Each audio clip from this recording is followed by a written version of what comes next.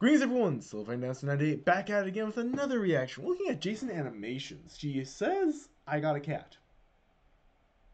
This should be interesting. She has birds. Proceed. For people who have been around for a while, you might be seeing the title and thinking, Jaiden, aren't you allergic to cats? And to that, I'd say, yes, kind of. I'm actually not sure anymore. And for the people who know anything about me, you might see the title and think, Jaiden, cats are literally the #1 natural predator to birds. And to that, I also say, yes, that one's 100% proven fact. So let me back up a bit and just slap it on him. His friend's just like, how's she doing this? Love the Iago and the duck from the One Piece, everything. Explain nice how we got here, because all the cards in the world were stacked against the idea of me getting a cat. Growing up, I was irrefutably and absolutely allergic to cats. Ooh. My best friend had like 3 of the things, and every time I would hang out or sleep over at her house, I would be a sneezy, watery-eyed, snotty mess. Can I have some water? Given the fact that my brother was also allergic to cats, it was the Family Guy death pose. That we were a dog family. My whole life I went around not giving cats a second thought. I never had anything actually against them, but since I was forced to stay 20 feet away from them or suffer the consequences, I just couldn't get to know them. Plus, as a kid, dogs were always more appealing. They're more likely to be bigger fans of playing and running around, be more approachable with their genetically bred unconditional love, and can overall be more forgiving. Cut to like 2 catless decades for me later, and I'm meeting Jacob for the first time at his place. As we're hanging out in his living room, his cat Fraser comes over and greets me. Fraser is extremely social and vain, so he's always expecting nothing less than a never-ending stream of attention from the people. Even though he's very cute and distinguished, I deployed my typical foolproof plan of don't touch the cat. Fraser realizes he's not getting any attention out of me and sits down nearby on the couch, but a bit later, Jacob's other cat ends up making an appearance. This one's Taylor. She's normally really shy and hides, but does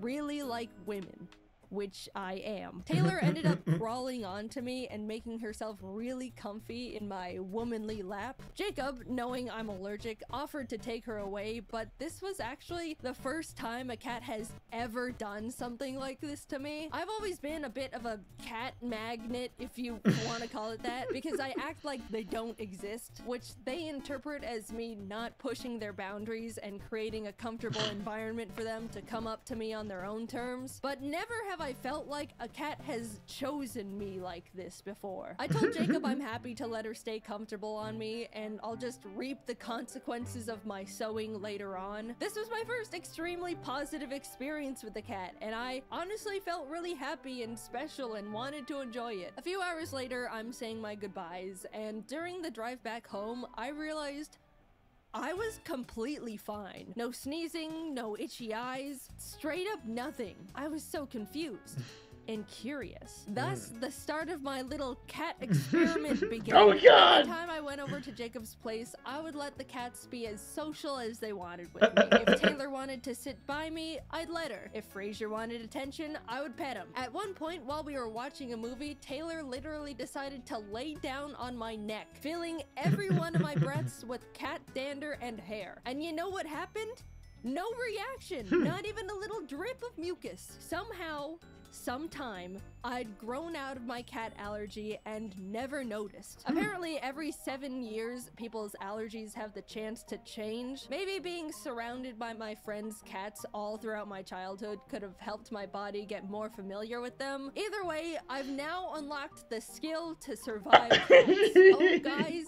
Cat immunity! It was incredible. Now that I'd been freed from my shackles, I immediately started taking time to get to know cats more. Instantly, they felt so much more cute and cool and approachable, and I was really like them more, especially since every time I would hang out at Jacob's place, Taylor would walk over and be around me and purr, and oh, it was amazing to be loved by a cat. So I really like cats now. And after some time, I decided I wanted one too. Jacob and I decided to peruse a local cat rescue's website just to see what cats were available. I don't want to get one right. You're not convincing us with the overdramatically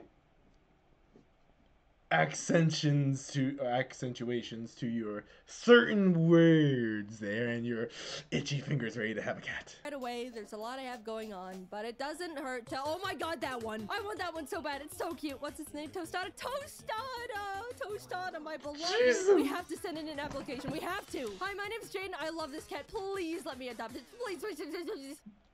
What? You guys know me. I'm weak-willed and impulsive. My first mistake was liking cats to begin with. The rescue reached out a few days. We're all just judging her like, and she's just like, well, you guys know this. I'm weak and impulsive. Kind of like her Japan visit video. Just the whole, well, who do we think we are? People with self-control? Later for a cat screening interview to make sure we would be a good fit to be cat parents. After being approved, they told us we could pick any cat we wanted that was in their care. Of course, I asked about Tostada, but we were given the unfortunate news that she had already been adopted. Oh. We looked at the other cats available on their website, but unfortunately none of them really stood out to me. The rescue ended up inviting us to a little Meet the Cats event they were hosting where we could see all the cats they had up for adoption in person, which was awesome because that was actually the first time I'd ever actually seen and held a kitten before. It was amazing. But as cute and tiny as they all were, there still wasn't one that called to me. I pried Jacob away from the kittens, headed home, and we started waiting. Every day I would check the rescue's cat list to see if any new ones caught my eye. I didn't even— what was that name? Every day Basti, I would check the rescue's cat list to Binky, see Cheddar, if any— Turbo, Justicar, McDonald's, Chicken McNugget, the third, the third 24th. What?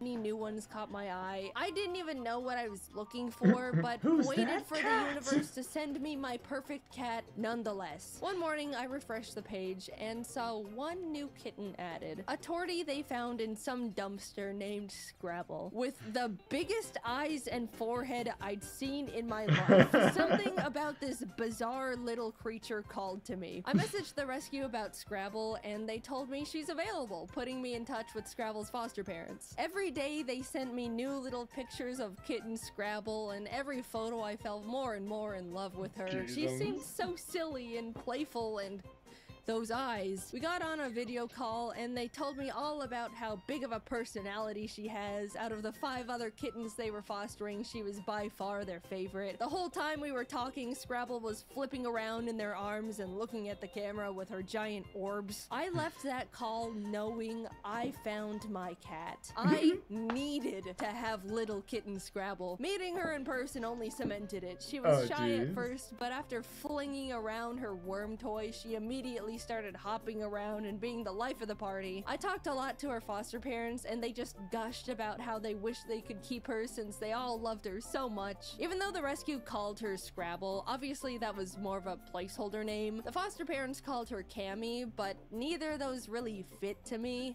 However, I knew one name that I liked.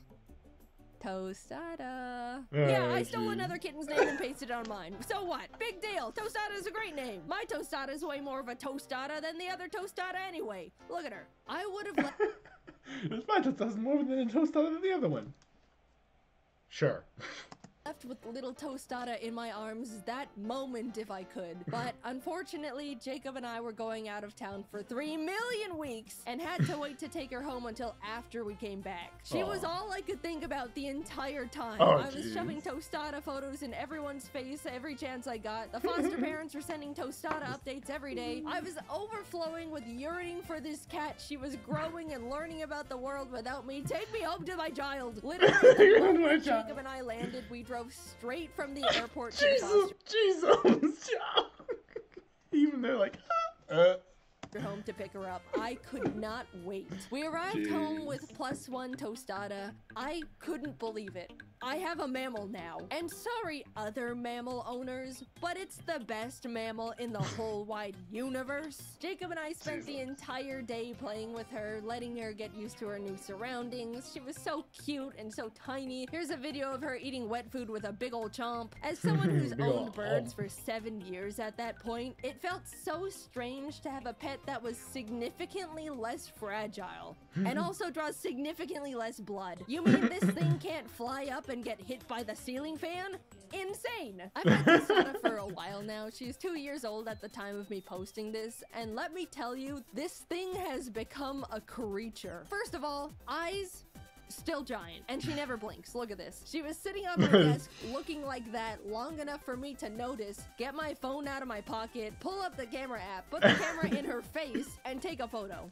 And here's like 4 more. She is also not that smart. I'm sure you could deduce that by how she looks, but this thing has a single brain cell, and it's just another version of herself up there with a joystick. Jacob and I are fully convinced she can only form a few thoughts a day, and only in single word nouns. Evidently, Tostada is also very scared of everything, always has been. Loud noises, quiet noises, no noises, movement of any kind. Even Jacob, a person she's been around all her little life post dumpster. There's been times where he'll be at his desk, moves his chair just a smidge, and she's darting out of the room. One time we were trying to explain to some friends how skittish she genuinely can be, and demonstrated it by grabbing a toy literally in front of her, raising it up a bit, lightly dropping it on the floor, still in front of her, and she bolted. You know how cats are genetically built to be good at balancing? Well, Yeah. Tostada can't even do that. She trips and falls and misplaces her feet all the time. On multiple occasions, she has tried to walk across my L-shaped desk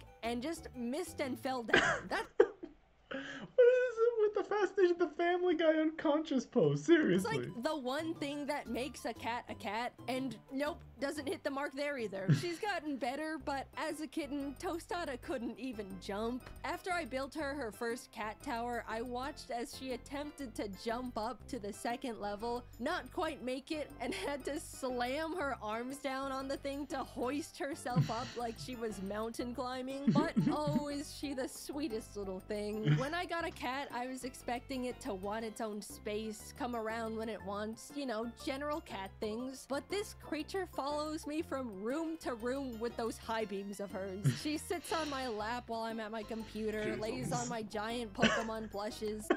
I gotta see that again. She What was sits that? on my lap while I'm at my computer, lays on my giant... She's got a giant furret. Looks like Growlithe. I want to say Snorlax, but I think that might be Mantike. Pokemon. Oh my god. Aggron. Arcanine. Garchomp. Jeezums. I forgot how many big ones she has. Mostly just looks up at me from the floor and just stares. When I'm sleeping, she'll just crawl into bed and tuck herself up right next to me. Look at all these photos of her straight up... Oh, jeez. This reminds me of myself with my old dog. He would just like, oh, you're sleeping? Okay. Plops right down between your legs, against your armpit, right next to your head. Just like, when did you get there? Oh, jeez. Even this. Oh, my gosh. Oh, boy. On me when I'm sleeping. Don't look too close so I don't have makeup on. Bedtime is sacred to her. She loves bedtime. If I'm working late, Tostada will come into my office around 9 or 10 p.m., aka past Tostada bedtime, and just start crying, scratching on my chair, rolling around on the floor. It's pitiful. And if I still don't move after that, she'll go into the bedroom and drag over her string toy she always plays with. It's just so sad and pathetic. I always play string with her when she brings it over though. Don't worry. But lately, she's picked up another routine habit, which is pats. Not all cats like the pats, but Tostada lives off them. It's when you just slap a cat's butt and it looks like you're hurting them, but they actually love it. However, Tostada's really particular about pats. First of all, I'm the only one allowed to give her pats. Jacob has tried, and she runs away scared and offended every single time. Second, she has to receive pats on a specific spot on the floor of the closet. If I try to give her pats in like my office, she bolts to her floor spot, staring at me to continue them over there. Also, she begs to be pat every single night. Like clockwork, she'll sit like a gargoyle in front of the closet and cry pitifully until I come over there. Now, when I finally come over for pats, she'll flop on the floor and start horizontally rock climbing her way across the floor with her claws and tangle herself up in the Ethernet cables while while I keep up the pats. You think I'm joking, but I'm very much not. This is the only way she accepts pats, and I have to give them to her every night or else she's miserable. Tostada's world is so small. She's really just around me, Jacob, Taylor, and Frasier, but she loves her simple family so much. When Kitten Tostada first met Frasier, she was terrified of him. She'd been around other adult cats before, but she'd never seen a flat cat in her life, and she was mortified. Of course, she's since warmed up to him, and they play together and hang out all the time. They're best friends. But Tostada loves Taylor. Always has. She looks up to Taylor like a little baby sister admiring her cool, awesome older sibling. Unfortunately, Taylor hates it. They literally have a SpongeBob Squidward type of sibling relationship, and Tostada is so oblivious to it. Taylor has annoyingly swatted at Tostada so many times just for existing around her that Tostada now thinks it's a fun little game they play and will start chasing and swatting back at Taylor happily, not understanding cat social cues. Of course, never in a way that's too far, but just enough to get on Taylor's nerves even more. Between the three of them, they all have such different little personalities and relationships to each other. It's made our lives so much more entertaining. And to anyone concerned about the birds, don't worry. I've got Ari and Tofu very separated from the cats. They're safe in their own blocked off room connected by a double door system that ensures no possible interaction between bird and cat. If anyone is thinking about getting cats and birds as pets, it is possible, but just make sure the two are very separate, especially if you have smaller birds like conures or budgies. I'm sure there's people out there that have trained their cats to be fine around a pet bird, but to me, all it takes is one accident or attack for you to just not have a bird anymore. Plus, having the two of them takes a huge amount of time and commitment. I've said it before and I'll say it forever. I love my birds to death, but they do not make good pets for the very large majority of people. In terms of allergies, I do think I was originally still a little bit allergic to Tostada, ironically. When I first got her, I was sneezy and sniffling. Nothing allergy pills couldn't fix, and it never was as bad as my original cat allergy, but I think I've been growing out of that. Is that Kirby music? One too, because nowadays I don't have any reaction to her at all. Yeah, that's Kirby music. I remember playing that game. Bodies are a mystery. I am building my immunity to everything. Next up is rat poison. I didn't think I would make a video talking about this thing, but Tostada's just got such a funny little personality and has become such a big part of my life. She may be the description of autism, but I love her more than the world itself, and I know I'm the center of her little life too. I don't even see her as a cat. She's just a little creature that follows me around looking weird, but I love it, and I'm so glad I grew out of my cat allergy just so I can have her. It really has been so different. There she is. She's still watching her videos. Jeez. Owning a cat, mainly because I know Tostada won't just bite me at any given chance, unlike some avian creatures. Thanks for watching the video. Heads up, I'm going to be announcing new merch again soon, so be on the lookout for that. The last drop went so well, and I'm really glad that so many of you guys enjoyed it. She's right, she's just always just open-eyed in most of these. Oh boy, even when she's with Frasier's just like, she's just like, I am with friend. I'm so excited to finally be getting back into making fun merch, and it really helps me out. There's Taylor going, just leave me alone. Well, she's like, play. Alright, sorry, thanks. Anyway, I'll talk to you later. Bye-bye. Oh, jeez, there's the camera eyes. Anyway, hope you guys enjoyed that. I certainly did. That was awesome. Jaiden nails it again. They put her in a video game. I missed that one. I'm going to have to watch that later. Anyway, hope you guys enjoyed yourselves. I certainly did. Looking forward to seeing more of Jaiden's videos, and I'm looking forward to seeing, well, what other story she comes up with, because this is pretty dang fun. I have gotten one request, though, to see Jaiden's organizing all the plushies that Pokemon has sent her. I might have to break that up into multiple videos, given how apparently it's somewhere past, what was it, 3-4 hours long? Somewhere past there. I think it was like a huge chunk of time, like a good chunk of the day, basically. So yeah, I'll have to check that out. Anyway, you guys take care. Looking forward to seeing what else we can come up with for this upcoming week with the Ultraman, Kamen Rider, everything coming back. You guys take care. I'll see you later. Bye.